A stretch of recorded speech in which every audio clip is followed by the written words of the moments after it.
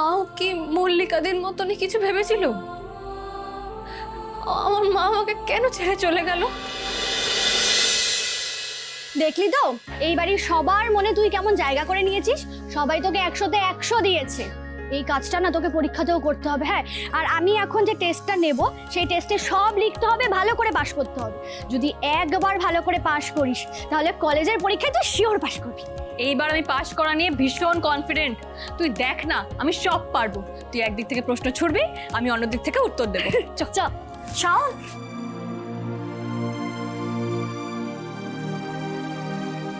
তোমাকে অনেক ধন্যবাদ শাওন। তুমি আমার যে উপকার করেছো সেটা আমি কোনোদিনও ভুলবো না শাওন। বাবা ঠিকই বলেছে জানো, তুমি হলে আমাদের বাড়িতে পাঠানো ঈশ্বরের দূত। দিদি এইভাবে হাত জোড় করছো কেন? আমি তো তোমার বোনের মতো। বোনই তো। বোন না হলে কেউ কারোর এত বড় উপকার করে? আজকে যদি সত্যি রোহিত আমাকে ডিভোর্স দিয়ে এই বাড়ি ছেড়ে চলে যেত, তাহলে হয়তো আমি এই বাড়ি ছেড়ে চলে যেতাম শাওন। এইভাবে ভেঙে পড়ো না দিদি।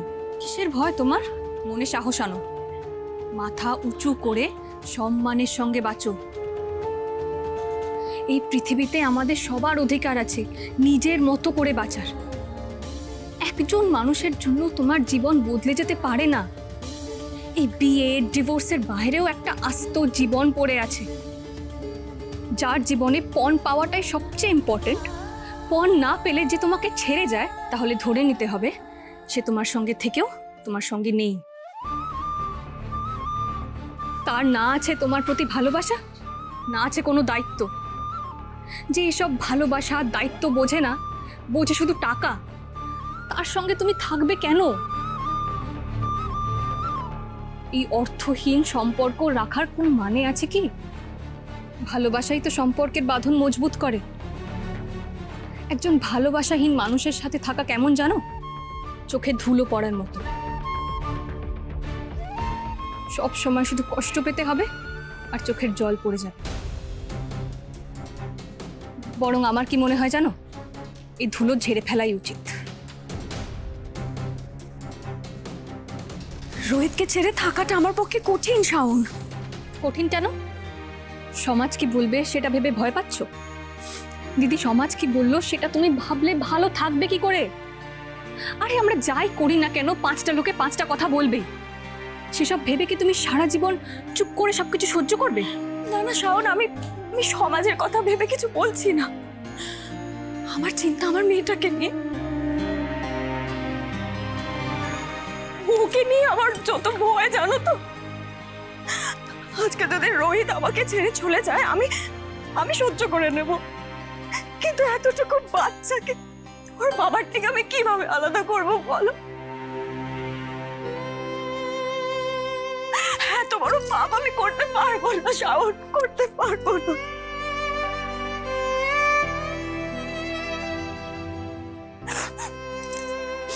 জানো তো শাওন, ছোটবেলা থেকে আমি আমার মায়ের শাসন আদর, আমার বাবার ভালোবাসা আহ্লাদ পেয়ে বড় হয়েছে। তাই আমি জানি যে একটা মেয়ের কাছে তার বাবা কতটা জরুরি। তার বাবা তার পাশে আছে, এই অনুভূতিটা একটা মেয়েকে কতটা সাহস যোগায়, যেটা অন্য কিছু পারে না শাওন।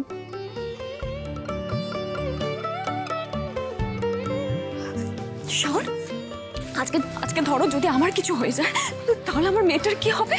হ্যাঁ, ওর বাবা বেঁচে থাকতেও তো ওর বাবার পরিচয়ও পাবে না, পরিচয় পাবে না, আর কাউকে মা বলে ডাকতেও পাবে না। তুমি আমার জায়গায় থেকে একবার ভেবে দেখো শাওন।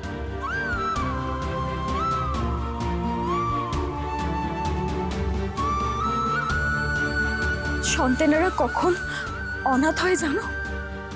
যখন তার বাবা মা মারা যায় তখন না, যখন তার বাবা মা বেঁচে থাকা সত্ত্বেও সেই সন্তান তাদের ভালোবাসা পায় না, তখন সেই সন্তান অনাথ হয়।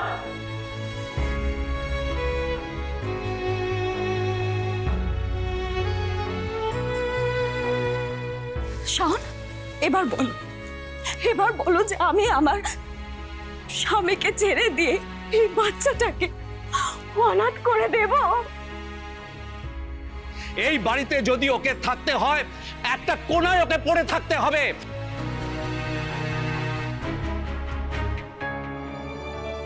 তুমি সেই মেয়ে হবে না যার বাবা আছে কিন্তু বাবার ভালোবাসা পাওয়ার অধিকার নেই। তুমি বাবা মা দুজনেরই ভালোবাসা পাবে, আমি কথা দিচ্ছি। দিদি আর কিন্তু কাঁদবে না। ম্যাডামকে দেখতে যতটা সুন্দর ওনার মনটাও ততটাই সুন্দর। কত সুন্দরভাবে দিদিকে বোঝাচ্ছেন। এই নাও তোমার জন্য চকলেট। Thank you aunty. আচ্ছা ঠিক আছে, তোদের মা মেয়ের এবার থ্যাংক ইউ বলা শেষ হলে তোরা যা ম্যাডামকে পড়াশোনা করতে দে। আর ভুলে যাস না, ম্যাডাম কিন্তু এখানে আমাদের সাথে গল্প করতে আসেননি। ম্যাডাম এখানে ভালো করে পড়াশোনা করে পাশ করতে এসেছে, তাই ম্যাডামকে আর বিরক্ত করিস না। তিতলি শোনা, তুমি যাও খেলতে যাও। তোমার জন্য অনেক শুভকামনা শাওন, তুমি ভালো করে পড়ো, আমি ওদিকটা দেখি। হ্যাঁ বৃষ্টি, চল আমার টেস্ট নিবি। আমি খুব ভালোভাবে প্রিপারেশন নিয়ে এসেছি, আমার কারোর সাহায্যের দরকার নেই। আমি চাই না কেউ আমার জন্য লোক দেখানো যত্ন নিক, তারা যেন আমার থেকে দূরে থাকে আর আমাকে বিরক্ত না করে। চল চল চল চল চল চল না। শাওন, তুই ওখানটা গিয়ে বস। এই দেখ, আমি না তোর জন্য প্রশ্নপত্র রেডি করে রেখেছি, ধর। সবগুলো প্রশ্নের উত্তর দিতে হবে কিন্তু। আচ্ছা শোন না, আমার একটু কাজ আছে, হ্যাঁ আমি কাজটা সেরেই আসছি, তুই ততক্ষণ লিখতে থাক, ঠিক আছে? আমি আসছি, কাজটা করি।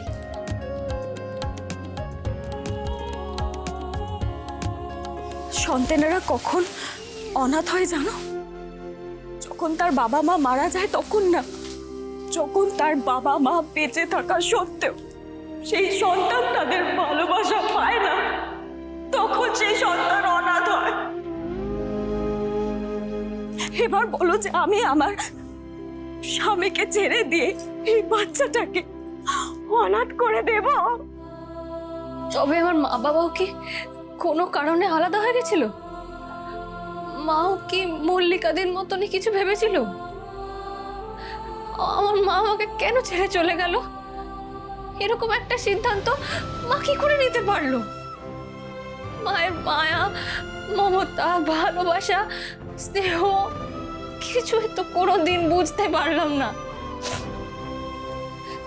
মা, তুমি কেন আমাকে ফেলে গেলে?